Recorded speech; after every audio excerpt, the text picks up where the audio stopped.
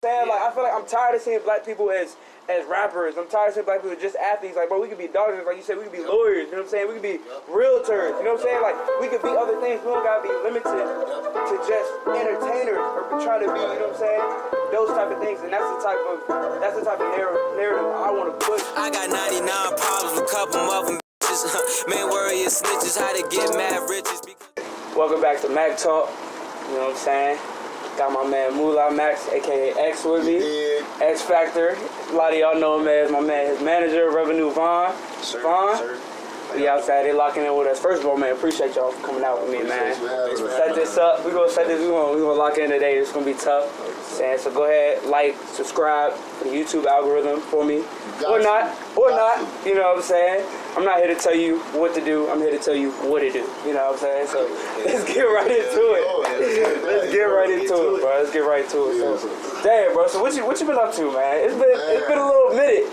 I don't even remember the last time I see you, bro. It's been a little bit. Right? It's been a minute, bro. Dude, I remember when you was playing point guard, man. Hey, look, you had some handles back in the day. Just an even crazy side. Let me tell you how I met him, bro. Oh, I see. This story's always the worst. Bro, this was funny, bro. It was team camp back at Seaville, right? Yeah. Remember, we went to it was Liberty, bro. At the Liberty University, bro. It was team camp. Oh, this is a break ago. So this is back when you. This is back when he used to hoop too. A lot of people.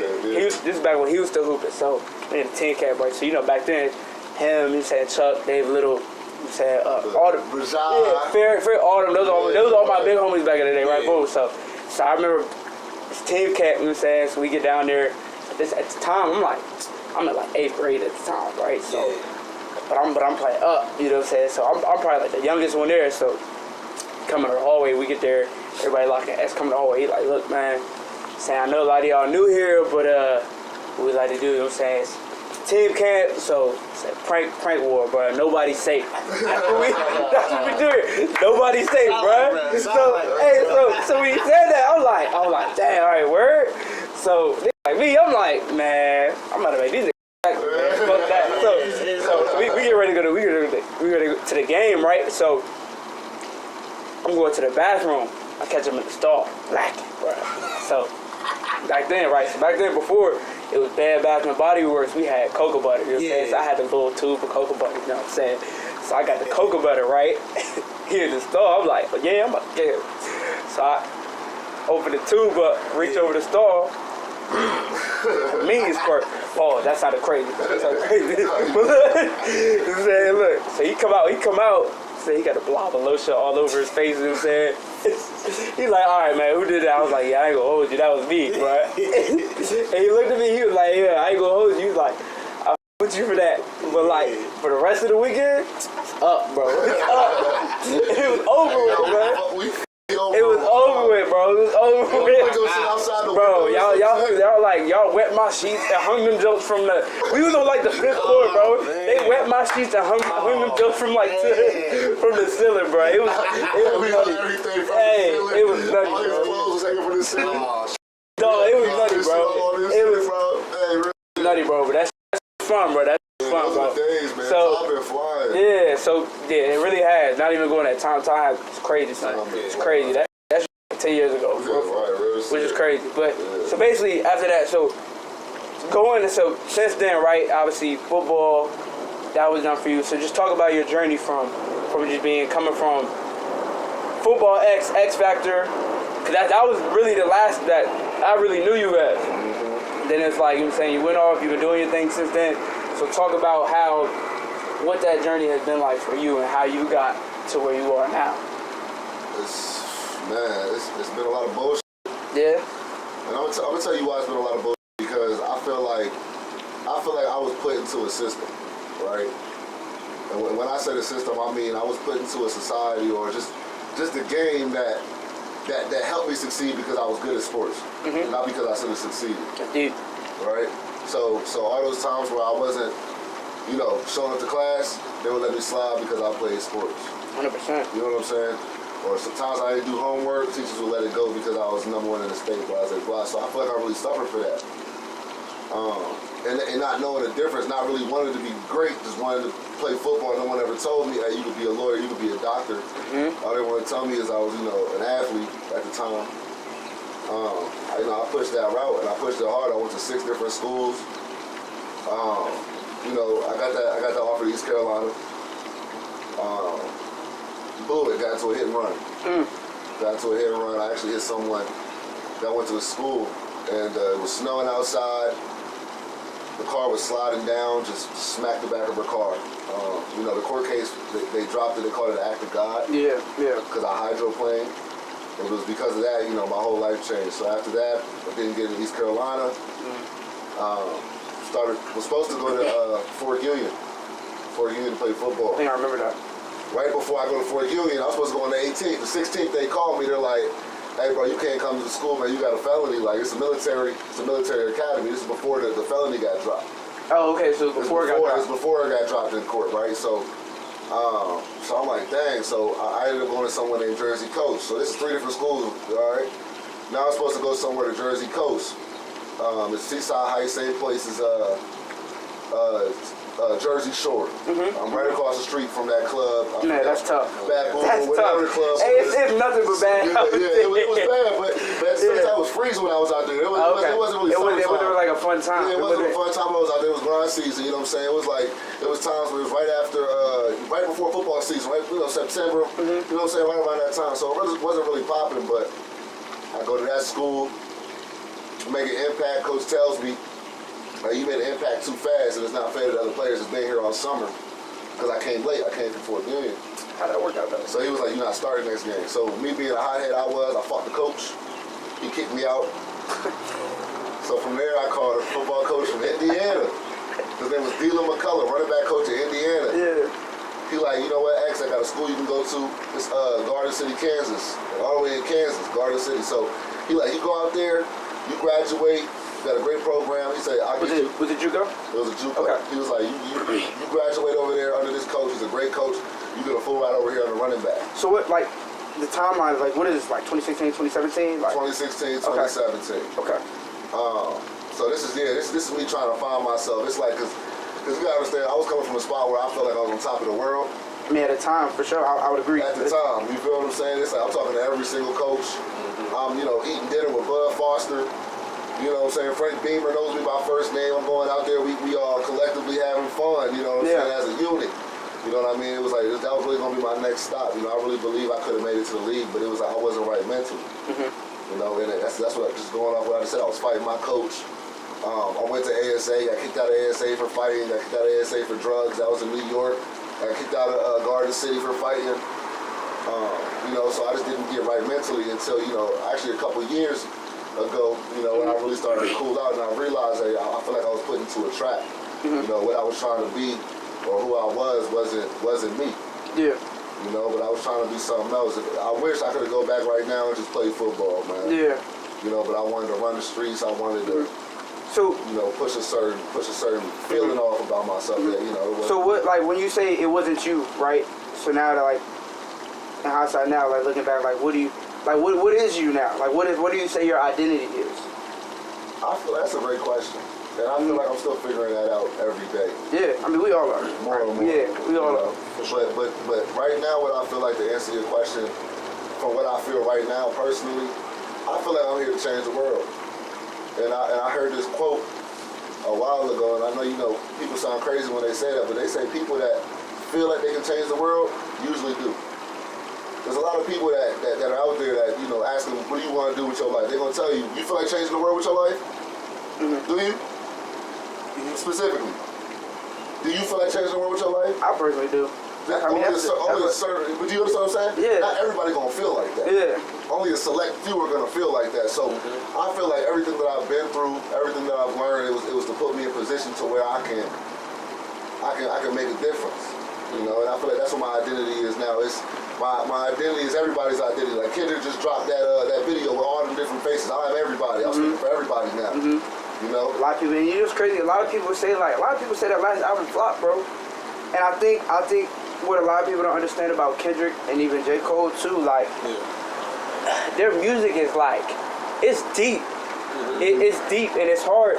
It's hard to identify with the true meaning of their music if you don't come from that same struggle. Yeah. Or if you don't really identify with them too. So it's like, people say it's trash and stuff, but I say it's more so it's like, music's changed. Y'all can't really understand the struggle, you know what I'm saying? Yeah. It's different. It's different. Yeah. And at the same time, I feel like music has really changed. Like before, we wanted to listen to storytellers. Right? Someone that I can listen to this whole day play out in the music, and like, damn, I can relate to this day. It's not the same no more. Now we're not listening to storytellers anymore. We're listening to, I don't know what we're listening to, but it's stupid stuff. It's not music. You right, bro. You right. Like it was a time where I would wait almost like every Friday, like you said, Doug about to drop, you said Future about to drop, Gun about to drop. But it's like now, bro, like I be like, this album been out for like the last 2-3 weeks. I didn't even know. Right. It's not even hot no more, bro. Like I don't know if it's like we getting older or if it's like maybe it's a little bit of both, but it's like I feel like music and a lot of things just aren't in a good place right now. Yeah. 100%. And that's why I really value this is my manager right here. For all y'all don't know, y'all gotta tap in with him, the best manager in the area. Revenue Vaughn. But that's why I really respect Vaughn, because he always brings everything back into perspective. You know what I mean? When I'm trying to branch out and be too experimental, or I'm trying to bite off of this new wave that's out there, he always brings me back like, man, that's not gonna be it at the end of the day. You need that. You need somebody in your corner that's gonna, I don't want to say bring you back to reality, but more so like, all right, I see what you're doing, and this is hard, but it's like, but before you get here, you gotta get here, and here first. Exactly. You know what I'm saying? And you need somebody in your corner. So even just to ask you, like, so we talked about that, but what would you say other than just really being that person in his corner that's really keeping him and guiding him on the right path? How did y'all come into contact and like connect and really just, you know what I'm saying? How y'all come together and build on what y'all building on?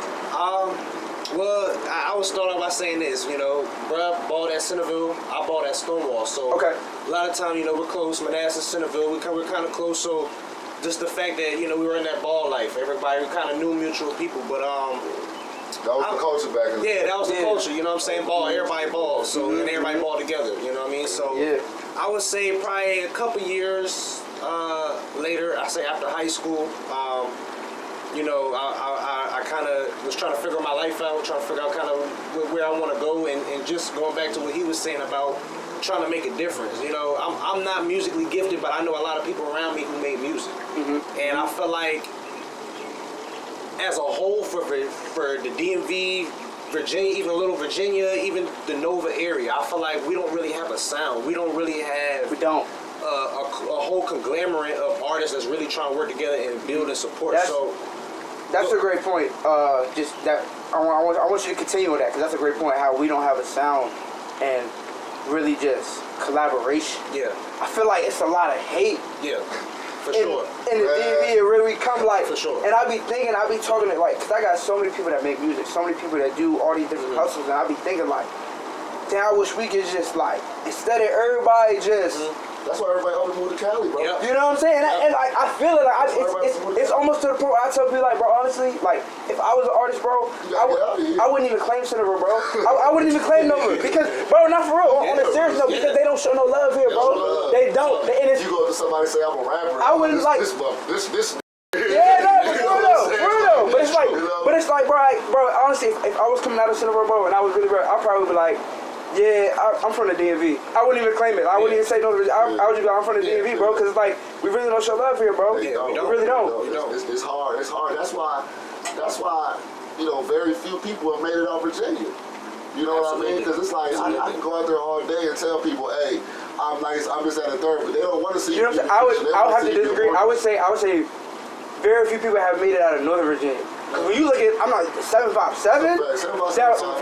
Even though when it comes to sports, I feel like we got there, bro. But I mean, we used to talk about just overall. You talk about Pharrell, Missy Elliott, Trey Songz, Pusha T, Vic from out of there. You know what I'm saying? Plaxico Burress, D Hall. Like So it's like Allen Robinson. AI, bro. It's like some of the greats. Yeah. Like so, like Virginia made sports, by the way. we really did. Like Virginia made sports. Don't forget that. nobody would have said that. You know what I'm saying? I say Virginia, DMV, but nobody would say that's a whole. We can do a whole other episode. That's a whole other episode, bro. Sports for life. That's a whole other Football and episode. basketball. That's a whole other episode, Don't bro. let us get to hockey.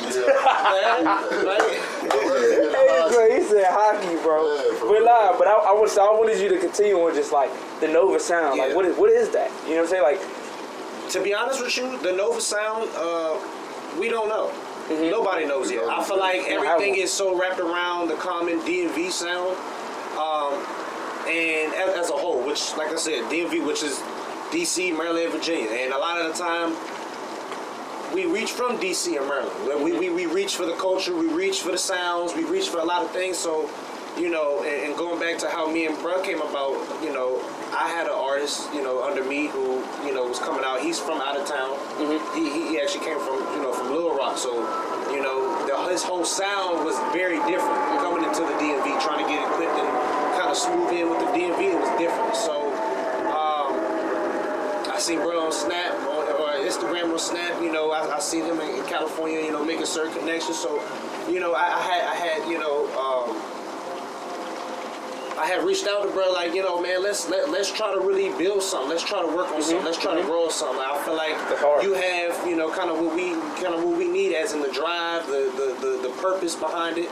So that's kind of really how we came about. I reached out to him, and you know, starting Reckless Revenue.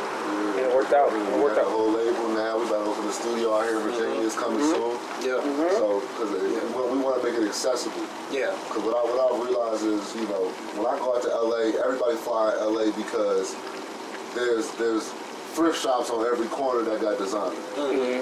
If there was thrift shops on every corner out here that had designer, we'd all be rocked in designer.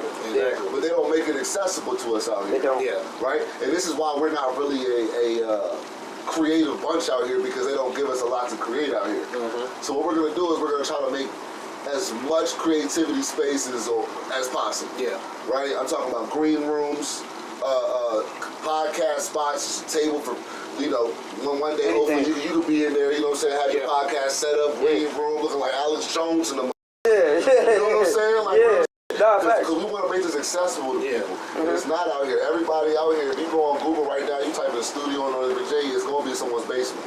Yep. And that's what's really going down. You can vouch. Yeah. That's what's really going down out here. And that's why you don't really have a sound, because it's not accessible for these young artists. Yeah. Accessibility, that's you. That's you. You're right. We don't really have. We don't have that, or really just platforms. Is like, cause like even because we gotta really get into this, and just not even just the platform, but it's like everybody wants to be the same thing, right? Like, so for me, like, when I look around and like, not even just the DMV, but just like, just the DMV, like, I feel like everybody wants to be a rapper. Everybody wants to be, you know what I'm saying, some type of music artist or an athlete. But it's like, and that's cool. Like, if that's your hustle, that's what's up. You should strive to those things. But when you think about the percentages of people that really make it, it's like, I feel like at some point it's like, all right, if that's your hustle, that's tough. But it's like you could be doing other things while you're doing that too. You know what I'm saying? To build off of, you know what I'm saying? Like, I feel like I'm tired of seeing black people as rappers. I'm tired of seeing black people as just athletes. Like, bro, we could be doctors, like you said. We could be lawyers. You know what I'm saying? We could be realtors. You know what I'm saying? Like, we could be other things. We don't gotta be limited to just entertainers or trying to be. You know what I'm saying? Those type of things. And that's the type of narrative I want to push. And that's probably one of the biggest reasons that I really want to start this podcast and the platform, because if we, like, when you think of just podcasts, you say, like, when you think of, like, the best podcast right out there, right, like me, I watch a lot of Pivot, I Am Athlete, saying, like, I love the I Am Athlete. Charlamagne, Breakfast Club, all that, Joe Budden, all that, that's tough. But it's like, but when you think all that is like New York, Cali, Miami, you know what I'm saying? We don't have nothing like that in the DMV. When you think about it, there's no DMV podcast. When you really think about it. And I want to make this podcast that, you know what I'm saying? That's what I'm saying. You know what I'm saying? 100%. So, I remember when it was probably like 3-4 weeks ago, we was talking to each other. He was like, man, I'm trying to get this down. You even told me, he was like, man, I'm busy though. Like, I'll be trying to get to this bag. Yeah. Bro. Next day, we talked. Next day, he was like, all right, man. I seen it on the joint. He got T-shirts and everything, man. Yeah, look, I was in play, bro. A lot of people said I was playing, bro. Like, I put the poll up. Just said everybody said they wanted it, so I'm like, all right, cool. I'm gonna deliver. You know what I'm saying? So when I came out, you know what I'm saying, they see the venue. They're like, oh, this is hard, bro. This is hard. You know what I'm saying? So it's like now I'm just trying to build off of it, get more names, people with just different hustles on it. But it's like just that platform is we don't have nothing like that in the DMV, and that's what I want to build. So just to go back on your journey, right? Just to so going off of after football, right? So you talked about how you were saying you was after Eastern Carolina, and so you sat down with the coaches. So when were you like, all right, like I gotta make a career change? So like football not gonna be it. I think when I got to a certain point where I was in denial, where I was like, bro, there's no way. Most people are. I keep my life up like this. Like I keep getting kicked out of school after school. I keep doing this after this. I'm getting arrested. I'm in New York. I'm trapping, whatever. I'm doing nothing with my life, bro. Just blowing my potential, right? And it wasn't until I was like, man, like, I did it to myself. So what I'm saying? It wasn't until I really took ownership of that, like, bro, you was the one doing this. You was the one fighting. You know what I mean? Yeah, stuff happens. It put me in weird situations because the longest time I was feeling like I was being put in situations like football is not for me. Like, God was trying to tell me something. Like, so that's what I was thinking. Like, man, it's not going to work out. God trying to tell me something. I don't need to play football. Yeah. But I wasn't taking accountability. So now that I'm looking back taking accountability, bro, I just wasn't mentally prepared.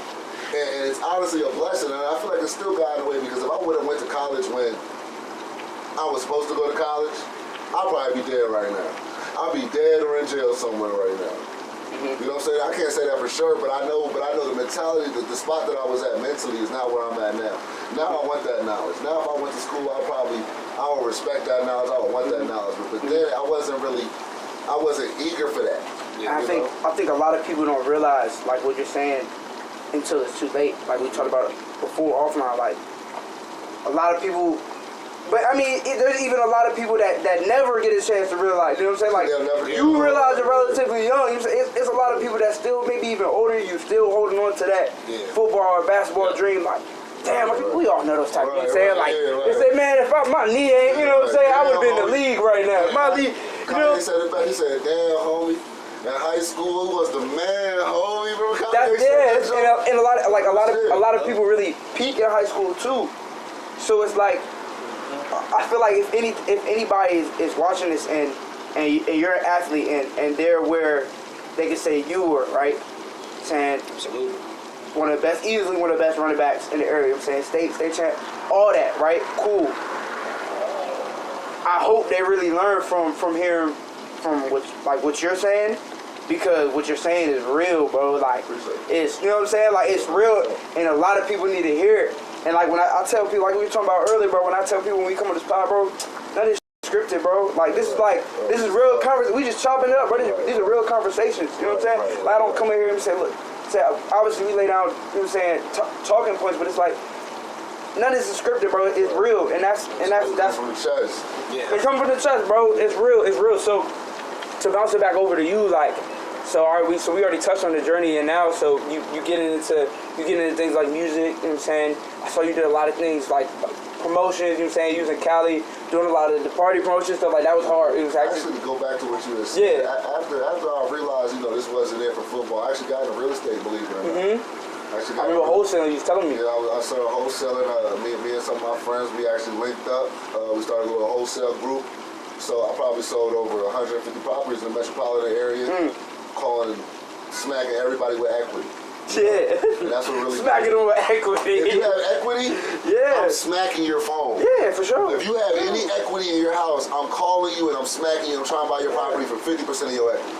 Yeah. That's what I was sitting them at. So you got $500,000 you put into that house, or that jump paid off, I need that jump for $195, bro. 100%. And I'm gonna finesse you out of it too. You know what I'm saying? I'm gonna finesse you out of it. And just to break it down to anybody that don't know, all equity is just the amount of money you've put into your house over time, right? So when you buy a house, you're paying down the mortgage. All the money that you've been paying over time, that's all the equity is, right? It's the money that you have in your house. So when you sell, you say you get the profit bank takes their cut, real estate people take their cut, and the rest of the money, your equity plus the new value of your house is that, you know what I'm saying, that's what you take home. That's what you take home. But yeah, so it's like, what you saying is powerful because it's like a lot of people don't get that until it's too late, right? So like I said, so for you, what has been your main role in just being his manager? You know what I'm saying? What would you say is, other than really just being that person that's in his corner that's like holding him down? What is your main role? Yeah, like you said, other than holding Brett down, really just trying to keep everything together, man. I feel like my role as a manager goes beyond just a manager. It goes beyond just being, a big brother, like a brother figure, or things like that. I feel like with me, with my presence within our business, I feel like I'm kind of sort of like the glue. I try my best to keep everybody together. I try to keep everything organized. I like to keep everything, kind of under one umbrella. You know what I mean? So I think that's really my main contribute. As in just us coming together. Yeah, he makes sure everything happens. Basically, I'll be like, yo, I be calling him, so we a team and everything. Yeah, and that's how it should be. Yeah, that's exactly how it is. But sometimes I be like, yo, Trey, like, what you feel about this? He like, yo, I'm rocking with it. All right, let's get it done. Yeah, and that's love, bro. Somebody talk to him, it's done. You know what I mean? That's love, because you'll have a lot of people that are like that are like the quote unquote star, or like you know what I'm saying, they're the position of power, and then they have somebody that's manager, and like they don't really respect, you know what I'm saying, what their manager have to say, and like that can get you in trouble a lot of times, because like what a lot of people don't understand about whether you an artist or like when you in like a CEO, bro, like you have a board of advisors, like you have people that are like you like, I feel like a lot of people think that when you own companies, especially if your company is huge, that you're making every decision. Like every decision is a solo dolo decision. Like it's not. It don't work like that. Like you have ideas, but then you sit in a room like this with people, and you might have a dude here, two of the dudes over there, and you know what I'm saying, they're like, all right, bet, this is what I want to do for the company. What do y'all think about this? Should I do this? Should I don't do this? You know what I'm saying? So it's like, it's good that you have that mentality of like, you really respect what he has to say and what he's bringing to you. You know what I'm saying? Because it's like, it's all about being humble at the end of the day. Because my grandma growing up always used to tell me the king has his wise men too. You can't be the king and be the wise man and be the wizard. Yeah, be all that. You know what I'm saying? You can't be the Joker, right? You play your role as king. You don't got to be the funny guy. You don't got to be a smart guy. Just be king. You know what I mean? Yeah. You're going to have a smart guy. You're going to have a funny guy. You're going to have a busy, you know what I'm saying? You're going to have all that around you. Right. Just play your role. Yeah. It all comes back to just being humble, because I feel a lot of people just don't want to play a role. You know what I mean? Everybody just want to, you know what I'm saying, step on toes. You can't do anything on your own. You really can't. Like anybody says, you say like it's self-made. That's the thing, but it's like yeah, I was saying like nobody, like we talk about self-made and all that. Like nobody truly does anything on their own. You know what I'm saying? That made it by themselves. Yeah. Like they like people say they do, but it's like you never really truly self-made. Anybody that says they are, they lying, bro. You always have somebody that was early on in the business throwing you a little bit of money here, you know what I'm saying, or whether it was your mom or your pops you living with, you know what I'm saying, then you live rent free. I'm about to say, you know what I'm saying? Like, it's just money. Like I said, advice. It can be somebody just supporting you, somebody that's there. Someone putting you in the right direction. That's what I'm saying. That's somebody helping you, guiding you in the right direction. You know what I'm saying? But I think a lot of people undervalue that. So that's why they see it as like they doing it on their own. Yeah. Let me ask you this question. Do you feel like if you knew Trump right now, you personally knew Trump, do you feel like your life would be the same? If I knew him, would my life be the same? I mean, aside of how obviously everybody feel their own way about him, but it's like, I mean, my life would be way different. So that goes to show, it's not about what you know, it's about who you know. Exactly. For sure. Even if you just knew the dude, your life is gonna be different. Yeah. Something's gonna be shaking. Something's gonna come up missing at one time. You know what I'm saying? You're gonna make something happen. You know what I mean? Yeah. So I'm a big believer. It's like all you need is that one big opportunity. So, someone's always gonna be able to put you on at every spot. So I feel like people that they made it by themselves just closed minded.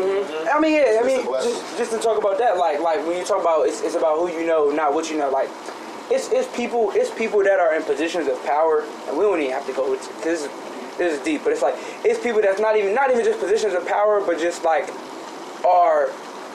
have positions that they may not even really be qualified for, but the person that put them in that position handpicked them. It was like, we want to put you here because we know you personally, right? Because in business, what a lot of people do, and I tell clients this, like, it's cool, right? You always want to work with somebody you know, right? Yeah. You always want to say, because in reality it is, people are going to choose who they know, like, and trust. A lot of times, more often, than who's more qualified. You have your brother, your cousin, or your aunt, your uncle. That's real. That's cool. But like, do you value your relationship with them over your business? Because it's like, I'll give you a great analogy, right? Say you could use your uncle or your aunt or whatever as your realtor or as your manager in your case, right? You can always use them. You know what I'm saying? Because that's family. That's cool. But let's put it like this: if it's their first time, like let's put it like this: like if they're a heart surgeon, and if it's their first time being a heart surgeon, and you got surgery, you having surgery on your heart, you're gonna choose them because they your family over somebody that's more qualified when it come to cutting open your chest. You see what I'm saying? And that's why I be like, bro, you should take your finances and you should take it that seriously. It should be the same thing. You know what I'm saying? If you're not gonna let somebody new, even if your family cut open your chest and do surgery on you, you shouldn't let nobody new sell your house for you. You know what I'm saying? Or be your manager or your sports agent or whatever. You know what I'm saying? And that's the thing that I feel like a lot of people don't really put into perspective sometimes. I would add this, because that is valid. That's valid. That's a valid point. But it's also if they have the business mindset, because I've done, I would consider myself a businessman. I'll consider myself, I'm business minded. I've gone a lot of business with family members. I have a lot of family members that disappointed me with business. 100%. And but I wouldn't fault them for that. I feel like a lot of time we put the two together. We put the relationship together. We put the business together. And a lot of people don't understand that it's a strong line between that. It's a strong line between friendship and relationship. Yeah. A strict line between business. 100%. So business is business. Business is business. So I would say, you feel me? Trust is good. You know what I mean? Oh yeah, would you let your own family member, but if they had a business mindset, they know what they doing. If 100%, like, absolutely. And that's why I feel like that line is strict. That like it's different between just a relationship and business. If this the business mindset, it don't matter who it is. It could be your family, it could be your random. If they both qualified, and that's the point I'm making. Like at the end of the day, if that person is most qualified, it don't matter who it is, right? It's about, like you're saying, business and qualification. If that's what they most qualified in that field. So you choosing them 10 times out of 10. But a lot of people don't see that. Like you were saying, a lot of people try to mix that relationship and that business together, and they don't want to hurt no feelings. But it's like you gotta be able to look at your brother or your cousin or your aunt, whatever that look like. You my family, but like at the end of the day, this my money, this my heart, this my house. I can't have you, you know what I'm saying? I can't have you messing that up for me, because then that's gonna mess up the relationship. A lot of people fall out with their family when it comes to business because they might not agree on something with business, and that will hurt the relationship. So it's like sometimes you can be saving a relationship where you look at somebody like, look man, you my man, you my brother, but it's like we can't work together because it's like.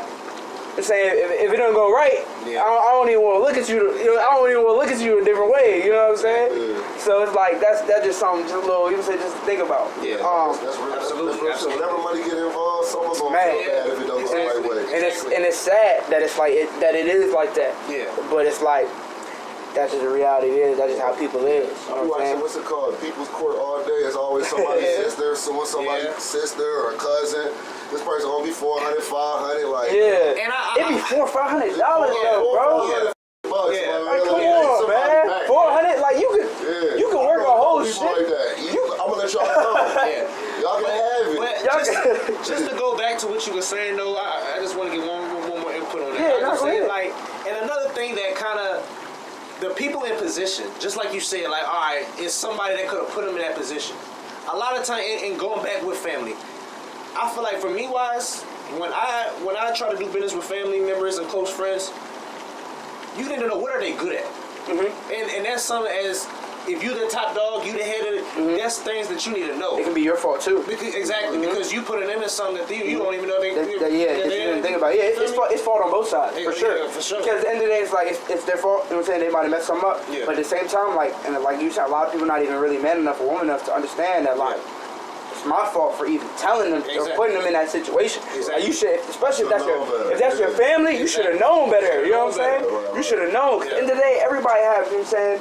Those people or those friends, you know what I'm saying, they hit you up. You know what I'm saying? Like, yo, let me hold this, let me hold that. And it's like, I remember RC, like Brian Clark was saying on Pivot one day, he was like, man, when you make it and you got all this money around, at that point, you're not even loaning money anymore. You giving money out. Because it's like, it's people that might ask you for money, and you know you're not going to see it back. But you like, man, all right, I'm gonna give it to you because I rock with you. But you know you're not going to see it back. You know what I'm saying? So it's like, I don't even, like, with him, speaking of, like, as a him, like, he's saying, like, I don't even loan money anymore. I'm giving money at this point. You know what I'm saying? Yeah. Which, honestly, to be honest with you, to keep it real, I feel like that's not even a business-minded mindset for real. Because I feel like technically you shouldn't be giving money out. You should or shouldn't? You shouldn't. Honestly, I wouldn't do it. I wouldn't do it, especially people who are out here hurting. Like people out here who need.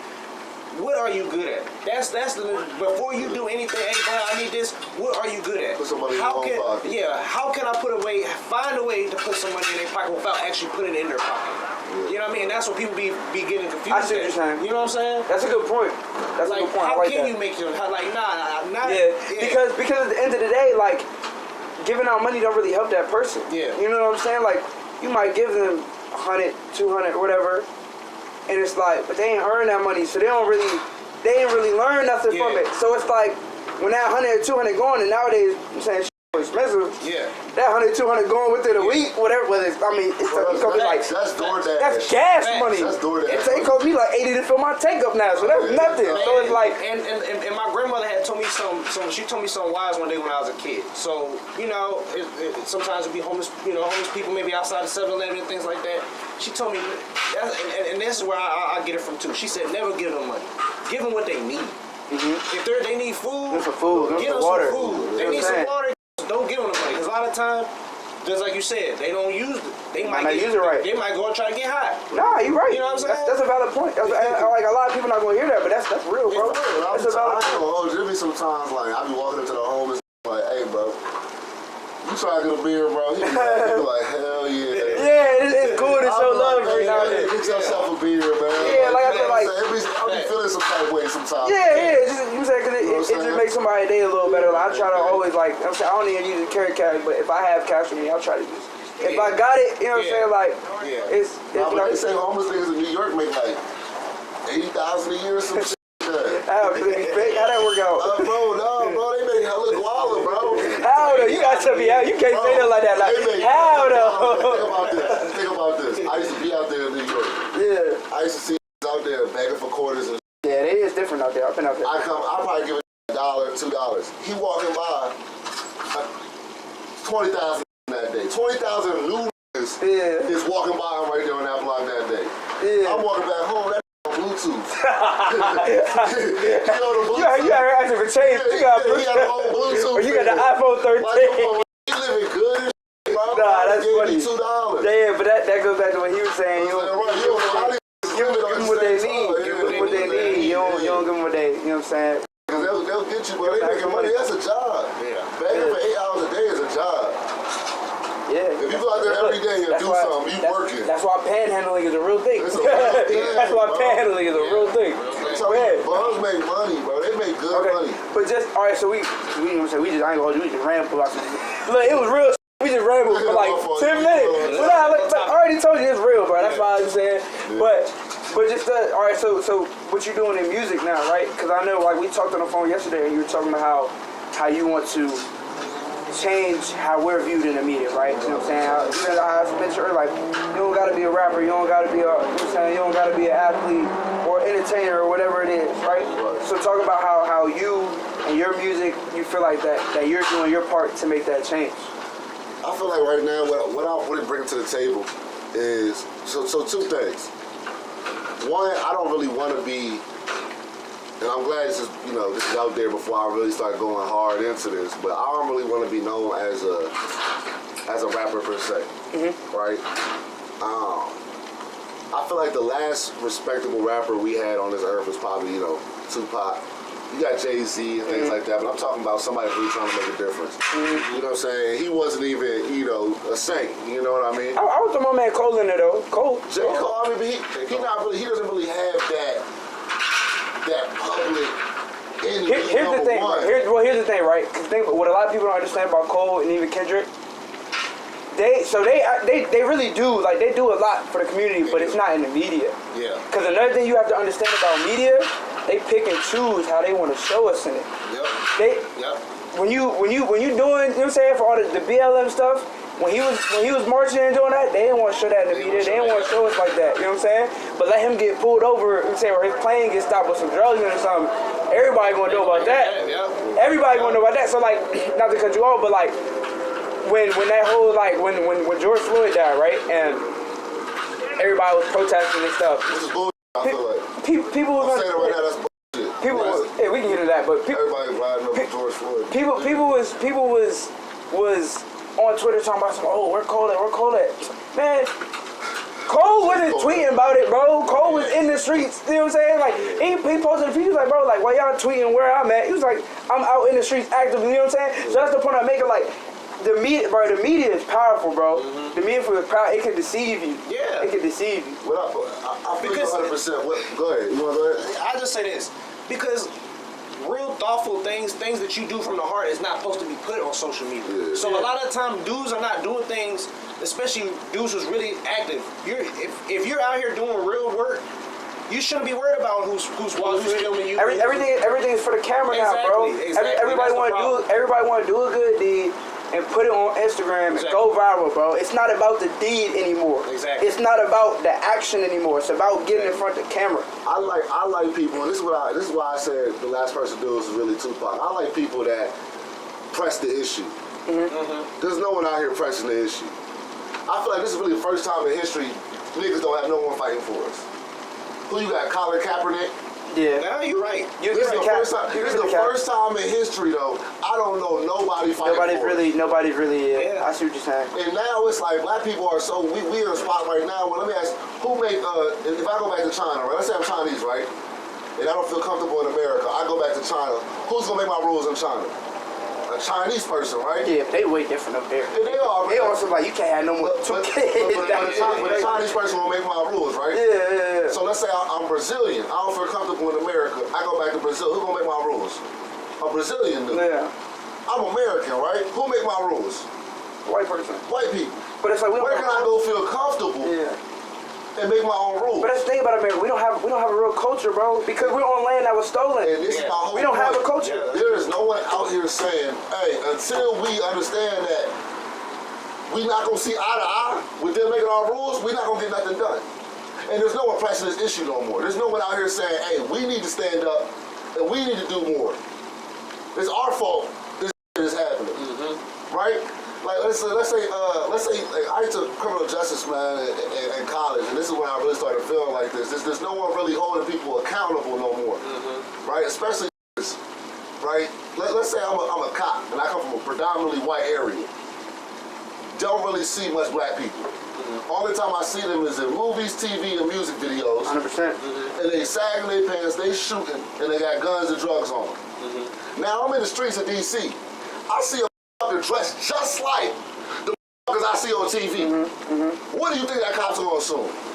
Sure. That this man is innocent? And that goes back to what I was saying about the media, bro. That goes back to what I'm saying about the media. We need to do better though. For sure, absolutely. It's a lot of things that we could work on as a culture, but at the same time, it don't help. The media don't help, bro. The media don't help at all, It don't bro. help that we like to show our ass on the media either. Yeah, nah, you're right. 100%. It's just like, I feel like we've been brainwashed into, like, this is the same reason I wasn't successful in football, because I was brainwashed. And I say this, and I really mean I was brainwashed, because I honestly felt like going out doing what I was doing was cool. Like, that was the shit. You see what I'm saying? Like, I would have much rather go out there kicking doors and steal some chains or whatever before I felt like it was the honorable thing to do was go to school, put off of my parents. So saying go get a job. These are morals that they teach these kids out here. They weren't pushing this on us. Even just talk about where you come from, bro. Being in Centerville, bro, it's like you have it sweet. You got it easy out here. Sweet. So it's like looking back down, but it's like, damn, like what the was I thinking? I come from single family home, little family. Two parents in my house. Little Rocky Run, like you know what I'm saying? Like I ain't never been the type to say I'm on purpose. I'm from the hood. I don't know why they do that shit either. Yeah. Don't walk up to me and tell me you from the projects, bro. Yeah. That's not impressive. Yeah. Right. We need to be better as niggas. Yeah. We need to walk up and say, hey, nah, I come from a good home. But we are just so backwards in the brain that it's like we push negativity first. 100%. And that's why I want to be in a position where I get to a point, hopefully that music will take me to a point where I can just vent. Yeah. I can just vent and talk my shit into the point where I'm blue in the face. And hopefully I can get to a point where, I can make a difference. Because for some reason, actors and entertainers get that voice now. And that's what I noticed. So they get the voice that I want. I'm an artist now. I got my own platform now.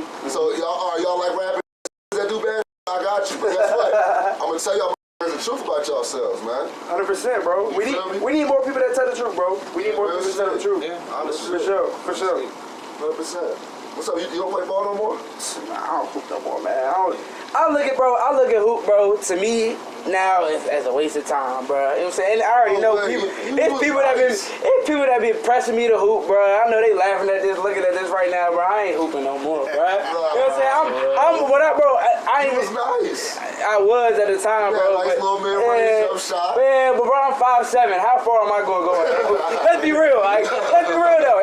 But I'm smart enough to understand that. You know what I'm saying? I'm 5'7". If anything, if I really was smart, if I could do it all over again, bro, I probably would have. Golf. Nah, not golf. I probably would have got big. I probably would have got big as hell, 10th grade, and I probably would have played football. Got me a little D2, you know what I'm saying? Small D1, free education, you know what I'm saying? If I really could do it, that's what football, because let's be real, like, you know what I'm saying? Not to knock it, but it's a little easier to make it in football than basketball. More positions. Five guys on the you know what I'm saying? Yeah, that's it. It's only 5 guys starting, you know what I'm saying? You know what 12, 13 man roster. 100%. You know what they said the easiest way to get a scholarship is for kids? Fencing. I know that. How many high schools have fencing though? That's exactly why. Every college has it, but not every high school. Yeah, so how do you? Oh, so you have to do it privately. So that's why they say if you're nice at fencing, you don't get into college because not everybody out here fencing. Yeah, that's true. It's a great way to get a scholarship. I never see nobody out in the streets. I don't know, practicing and all that. I don't know. First one to draw blood. Yeah, that's funny, bro. That's funny, man. That'll get you in there, you know what I'm saying? That way in golf, y'all heard about, what's his name, J.R. Smith? Yeah. He was like athlete of the year at the school and shit. For golf. He better go pro. Yeah, that's hilarious. That's all right for J.R. He better get that big bread. Golf money is no joke. It's not at all. It's not. Bro, they were just talking about how Tiger Woods turned down like... billion. Nah, I don't know if it was a billion, but it was like... 21 billion. It was 200, it was 200 million to pay, 200 million to play in, I don't know nothing about golf, bro, but it was 200 million to play in like a certain like league. I want to say it was. I don't know. It's not leagues, bro. They have like, you know what I'm saying, how they got the Masters. You know what I'm saying? It was a certain tour they wanted to pay, and he was like, nah, I don't even want to do it. He turned out 200 mil. But Phil was like, I'll take it. You know what I'm saying? And it's crazy thinking about it, but to Tiger, like 200 mil. Don't get me wrong, 200 mil is 200 mil, bro. But it's like to him, but I would say the same thing. But you gotta think about it like this. Look, I say the same thing, bro. 200 mil is crazy, bro. I say the same thing, but look, you gotta think from his mind, bro. So Tiger is Tiger, bro, right? Tiger is like the Michael Jordan of golf, right? He's in his mind, like, bro, like, and I know this because I've been around enough people with not $200 million, but millions of dollars, bro. When you get to a point, bro, and you have a certain amount of money in your bank account, bro, it don't drive you anymore, right? Like, think about life, bro. Think about the game of life, right? The quote unquote game of life. The goal is that you go to school, get a degree, so you can make enough money to support your family. You know what I'm saying? And we don't even have to go too deep into this, but it's like when you get let's say 10, 15 mil at like 25 years old, you really won life. If you know what you're doing, you've won life. Yeah, you're good. If you have 10, 15 mil at 25 years old, bro, your kids are gonna be set. You buy enough houses, you buy enough assets, start a business. Your family name is set. If you make the right moves, your family name is set for life. For life. So I feel like a lot of people mentally are fucked up when they get that much money that early, because it's like, damn, bro, if you 25, not even 40, bro. If you 40 with that much money, I still got like 40 more years of life. Like, I've already won though. What do I do? You know what I'm saying? So like to him, I feel like he's like. Well, that goes off with some different. Bro, you right, but hear me out though. I feel like he's like, yeah, 200 million is 200 mil, but it's like, do I really want to do this?